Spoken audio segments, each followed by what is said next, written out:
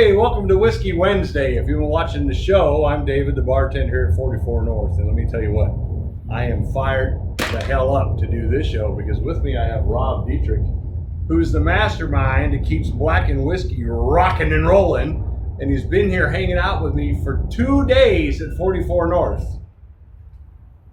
You know, when you do a video, it never fails. And somebody's going to text you, call you, harass you. I was figuring mine was going to go off too. Right, well now I'm that guy. And if you've been watching this show, you know I'm not going to edit this crap. So anywho, Rob, I can't tell you, thanks enough for being here. It's a pleasure. It's been fun hanging out with you guys. It's been a blast, hasn't it? And yes, we're drinking Blackened. So you know what? You've heard me talk about this amazing whiskey for 2 days. I'm going to go ahead and shut and let him talk. Rob? Yeah, cheers. So we got a blend of American whiskey. So we got blended bourbons and rye. It's a high rye and bourbon recipe. All average of 8 years aged in white American oak with number 3 char. And then we'll do a cask finish in Spanish brandy barrels. So you're going to get all that little sweetness of the corn. You're going to get a little spiciness of the rye. And what I like about it when you're doing a cask finish, you get all these little elements from the barrel, the used barrel that you're doing the finish in. Right. So the cool part about that, we could have finished it right there, but because this is Metallica's whiskey and we are able to harness the power of the Metallica sound, we do what we call a black noise sonic enhancement. So what we're doing is playing Metallica whiskey, of course, at a very low frequency to our barrels, and what it is, so for example, this is batch 112. If you go to blackenedwhiskey.com and you check out the batch list, you'll see which band members selected the playlist that was used to sonically enhance that particular batch. So I'll take turns with the band creating a playlist. You can go on the website, see the Spotify icon, take a photo of it with your phone, and it will actually populate the playlist that was used to sonically enhance the whiskey. So when you're playing it at a low frequency like that, you're moving the whiskey in and out of the barrel at a very rapid pace. You think of walking in front of a speaker at a concert, and you feel that vibration in your chest. That's exactly what we're replicating inside the barrel. So it's making that movement as rapidly as possible, and there is science behind it. We've got some proof. We have proof right here. Yeah. All you need to do is just taste it. Proof. Yeah. How did you get into distilling whiskey? I mean, I know you were in the Army. We're both at 10th Mountain at different times. Right? And then one day you woke up and said, I don't want to do this no more. I'm going to make whiskey. Well, it was there was a bit of a path before that. I was in the music industry for about 10 years, working as a stagehand, rigger, tour manager, stage manager. I did a lot of that. Actually worked at a Metallica concert as a stagehand, just pushing boxes, Lollapalooza '96. Wow. Which I think was the first year they cut their hair. Kept Fields said, "Yeah, not gonna happen." Everybody freaking hated us. But honestly, the short answer is I met it's motorcycles. I met the original head distiller at Stranahan's Colorado Whiskey in Denver. Dave Pickera? No, Stranahan, sorry. Yeah, Stranahan's. Yep, different era. He was doing his own thing at the time. Dave was, but this was Jess Graber, who's a legendary distiller in his own right. He created Stranahan's, and then we created Tin Cup together. But I met Jake Norris, who's the head distiller. He had a motorcycle that he was building to run off the heads off of the stills, which is the high proof alcohol. Right. And I was building with my buddy, we were building a diesel motorcycle we'd taken an engine from an old cement mixer and put it in the frame of a motorcycle, and we were running on diesel, starting on diesel, and we can run off vegetable oil. So we were messing around with alternative fuel. I think it was a total rat bike. We didn't have any paperwork on it, no registration. That's right? Yeah. As a matter of fact, when we first got that thing running, I was like, this is a total rat bike. This needs a bullet hole. So I shot a hole through the back fender with the 357. So, long story short, we when I met the original head distiller, he said, my bike's down at the distillery. That's where I work on. Let's go take a look at it. I said, wait, you got a distillery? I didn't even know there was a distillery in Denver.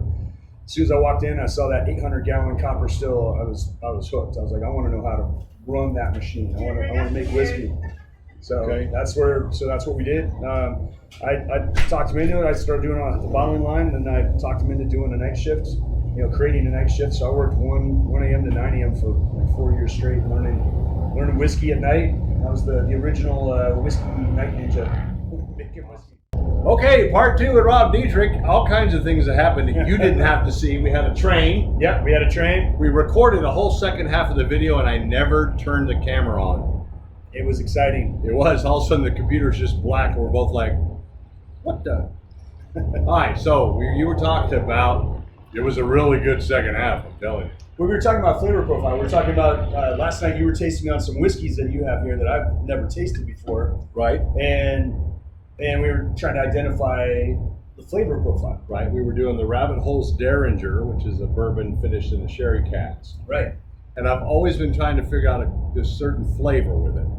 This scent. It's a very strong scent. It really hits my nose, and I just couldn't place it. So I'm watching Rob just tear it apart. He's just, to watch him smell this stuff makes you go, I don't know what I'm doing.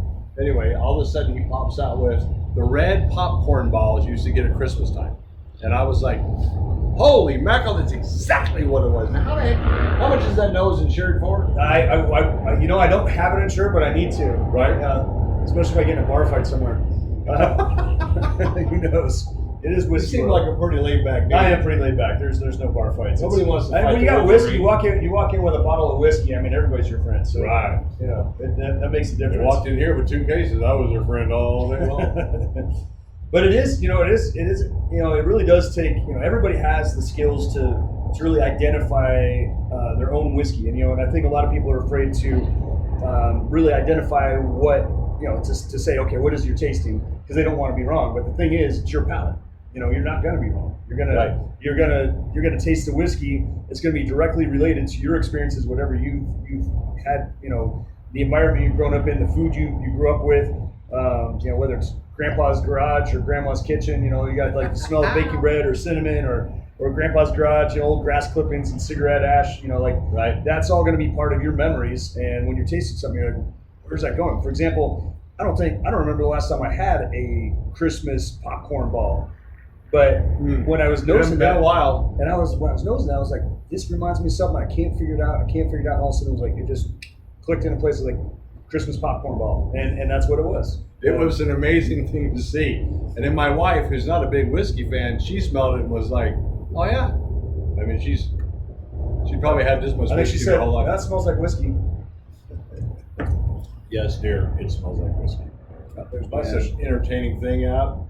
Like when we do the videos, I'll smell them, write down what I think I smell, Yeah. taste them, write down what I think I taste, and then leave it alone for a day, come back and try it again. Then I always go on the internet so I can tell you guys what's actually there. And you probably heard me in videos go, oh yeah, they also say this is there, which I believe them. How do you come up with these recipes? You're just sitting around one day playing the guitar and go, maybe I'll add this. Well, I will have an idea of a base profile. If I already know what whiskeys I'm working with, I'll start tasting them and then come up with like, okay, here's my base. This is where I'm starting with, and then everything else is going to be just like those added layers to basically lift up that base. Okay. I approach whiskey as like a 3-act play. Okay. You got Act 1, Act 2, Act 3. Act 1, you want to taste the whiskey, you nose the whiskey, and you're like, oh, this sounds interesting. I want to dive into this. And then you taste it, and you're like, okay, I'm intrigued. And then that middle of the whiskey just keeps you going. You're like, oh, there's something different here. I'm experiencing something different. And then you want to end on a nice long finish and feel like you walked away having a good experience with the whiskey. You don't want to walk away, like Jack Nicholson on Easy Rider going, Let me try this. Yeah. You don't want that look. You want to walk away going, oh damn, that is good. And that's the whole point about carefully crafting a blend is approaching it, as an art form. It's just like making a painting. It's like making a music, a song. It's right. So this one is 45%, so it's 90 proof. But don't you have one more that I would like, a little more stuff? Yeah, we tried that cask strength last night. Yes, I did. 117 proof. That was that particular cask strength. I mean, the cask strength is going to come out at whatever different proofs, whatever it comes out of the cask.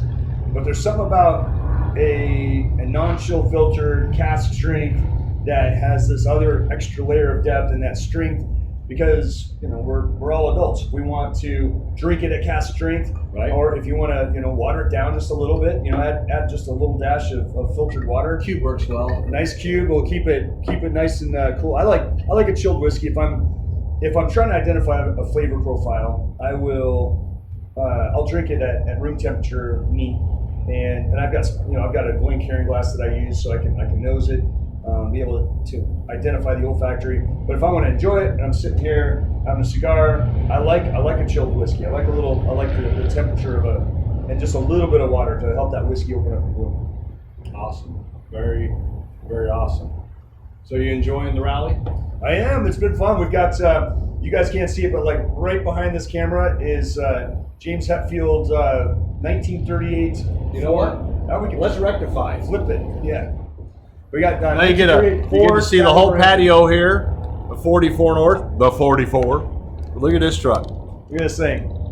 This thing is badass. I will tell you. So it's a cab over engine. So you got the engine housing on the inside, and James, this was his personal truck. He did all the design on it. We got our whiskey. I love the barrels barrels in the back. And everybody was asking, "Are those full?" And you're like, "Hell no, that's a liability." Yeah, that is a beautiful, beautiful, and you get to drive it all the time. I do. Right? Yeah, I get to drive this thing all over the country. It's a lot of fun. I love this truck. Well, now that we made everybody seasick,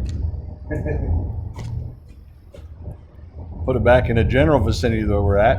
And yes, we don't edit. So, how many times you been up here to? Ooh, that is like all kind of.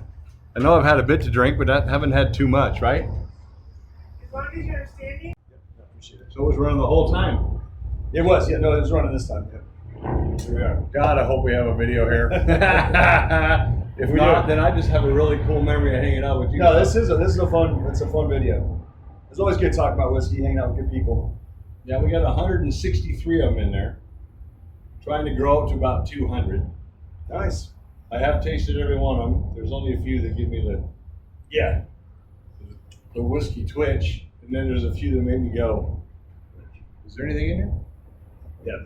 That's the first thing I do when I walk into a bar. I just start scanning from top to bottom, like, all right, what do we got in here? And I was very impressed when I walked into 44 degrees north and saw the lineup. You're like, okay, I'm home. There's whiskey here. I'm in my house. We are a full service bar, but we just have a love for whiskey. I absolutely adore whiskey. I read about whiskey. My wife says I dream about whiskey. When I grow up, I want to be this guy. But I'm never going to grow up, so there you go. I'm not growing up either. It's got to be a terrible life to be a master whiskey distiller. I was sitting around drinking whiskey with a friend of mine. This was years ago. And I was like, man, I feel like I have a lot of fun in life. I always approach things just, I love riding motorcycles, love adventure and everything. I was like, I wish I could just get paid to be me. And it turns out you can kind of get a job like that, I get to make whiskey, drink whiskey, talk about whiskey, and I get to do it with one of the greatest metal bands on the planet. Right? And 40 years, right? 40 years they've been around. It's pretty impressive. Metallica is they are great guys to work for. They're all really just down to earth. They've lived an incredible life and have created such an they've changed the landscape of music, and I'm just proud to be working with them and humbled by the whole experience, and I get to make whiskey with Metallica. I mean, how's it getting better than that? I agree. And we have a hard enough time playing music you like at work. He gets to decide or be told what lists are played, and we play whiskey. We get to play Metallica to the whiskey, so it's a full circle life. it's like I say every time I do a show about this whiskey rocks. It's literally rock to life, right? Indeed, it Is is. this your first rally? It is. I don't know how I missed it all these years, but I think I've been working my ass off and never got out here. Even during my music business days, I had friends who came out here and worked with bands, but I didn't make it out. I was gonna ride out from Colorado, but I just didn't have the time. Right. And this is distilled up in New York, right? Yeah, so we do all of our whiskey production in Mineville, New York, and then we're in all 50 states. So wherever you are, you should be able to find it. I'll be hitting some larger liquor stores. Actually, you go to blackenedwhiskey.com.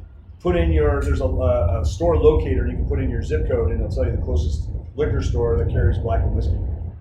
And you got some cool stuff in the future we'll have to wait and find out about. Indeed, yeah, we were going to talk about it, but we're not ready to talk about it yet. I'm very ready. He is ready. But we've got I did a collaboration with one of my favorite whiskeys on the planet, and I was able to collaborate with their master distiller to create an incredible limited release that we're going to release in September. Trust me, I'm busted in the gut to tell you, but can't do it. He's being good. I appreciate that. No, I love this stuff. This is not just one of those ones. Listen, you can believe me or not to. They didn't pay me to do this. They were at Cadillac Jacks. Yeah. And I happen to be good friends with the food and beverage manager up there who introduced me to Brendan. Yeah, Brendan, our local sales guy. Right, who hooked it up, and Rob came down and brought this and the truck, and it's been an incredible experience. I can't tell you how much I appreciate it. That was fun. We did a little tasting last night. We had some folks in there trying whiskey trying Blackened for the first time, and we had folks that actually had bought a bottle and never even tasted it, though. They had to open up their bottle. There was a guy in here today that I gave a taste to that was so excited to meet Rob, just like I am, who had bought a bottle and had never cracked it. And I'm looking at him going, what? Yeah. And now we got, so it's good. You got a lot of folks in there. You're doing some tasting there. Do you know your schedule next week? Because this will come out on Wednesday. And then you might be on Wednesday or Thursday and Friday of next week. Do you happen to recall that by chance? I'm actually in Denver. Yeah. Up and find you? I'll be in Denver. Yeah. Oh, you guys aren't staying past? No. I'm out. I'm out tomorrow from here, and then next week I'm home, and then the week after that I'm in Florida doing the whiskey road show. Doing the whiskey tour. You're going to be at Cigar and Whiskey Fest by chance in Hollywood, Florida in October? It's on the list. I've got a lot of, I'm supposed to be there. So am I. But I don't have any influence like he does. I'm just going for these and for these. Rob, again, thank you so much. Such a pleasure. I appreciate the hospitality. Yep. Anytime. Any freaking time. And when I say anytime, I told them they could park their equipment on my property. I don't care. Just come and bring Blackened and come and hang out with us. Again, thanks, Rob. All right, everybody from 44 degrees north in Sturgis, South Dakota, during the 2021 rally, I get to hang out with Rob, the master distiller of Blackened whiskey. They got something fantastic coming out in September. I don't want to tell you, but I'm not going to. Until next week, remember, keep it chill, relax, enjoy the whiskey. It's all about the experience. Don't be in a rush. Come in and drop in on the Baymont, come see us. Rob has signed a couple, 3 bottles for us, which is outstanding. And guess what? If you have too much, we got 84 rooms. I'll see you next week on Whiskey Wednesday. Say bye, Rob. Cheers. Nice. Cool. We got it.